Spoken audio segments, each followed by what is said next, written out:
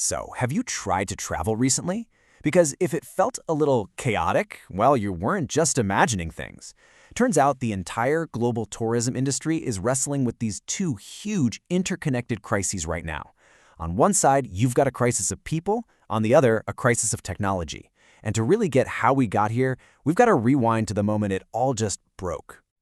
Okay, so picture this. It's spring of 2022, the moment things really hit the fan.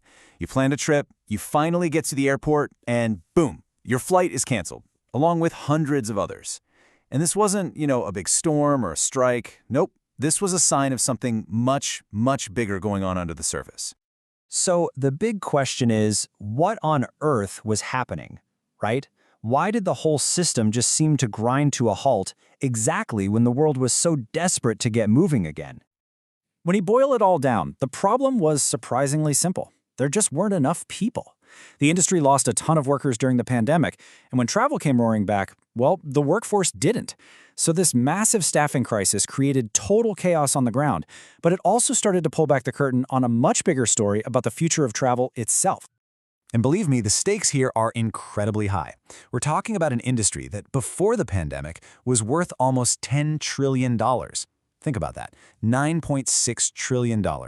It wasn't just about vacations. It was this massive global economic engine. It was responsible for 1 out of every 10 jobs on the entire planet. So yeah, when an industry that big gets into trouble, we all feel the ripple effects. All right, so this is the first piece of the puzzle, this huge disconnect. Travel demand came back with a vengeance, but the actual people needed to make it all happen, they didn't. Let's break down the numbers, because they're pretty eye-opening. I mean, the scale of this job loss is it's hard to wrap your head around. In just 1 year, the industry lost 62 million jobs globally. That's a drop in nearly 19%. When everything shut down, those workers didn't just sit around. They found other jobs, often more stable, better paying jobs. And trying to get them to come back, it's been a massive, massive challenge.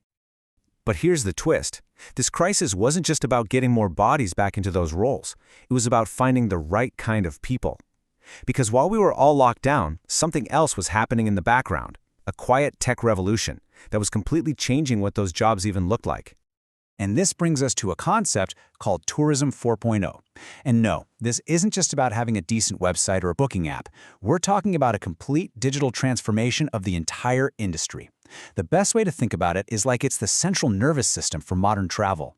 It's what connects everything, from the moment you book a flight to the thermostat in your hotel room.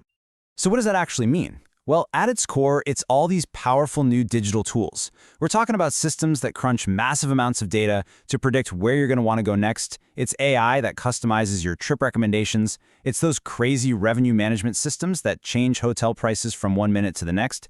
This is the new toolkit for the industry.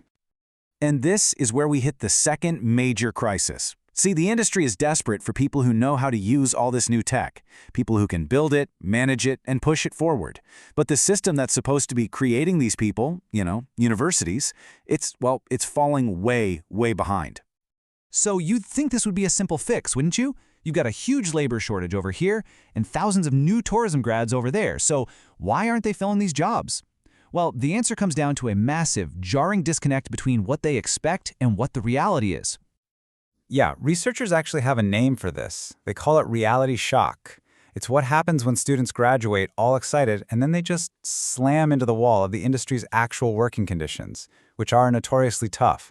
And that shock is a huge force that's pushing talented people away.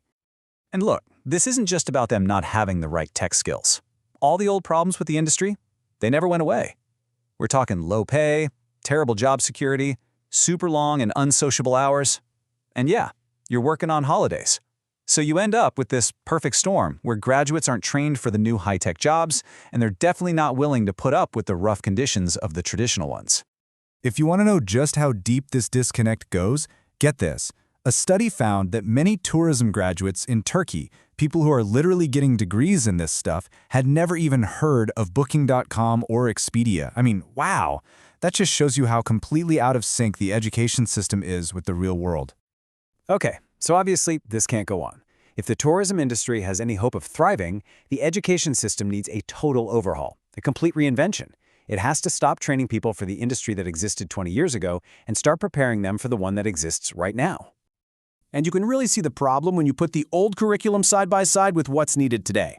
The old way, it's all about traditional hospitality, how to run a travel agency, tour guiding. The new reality, it's digital marketing, it's big data analytics, it's revenue management, CRM systems, all this e-tourism stuff that companies are actually hiring for. The focus just has to shift, period.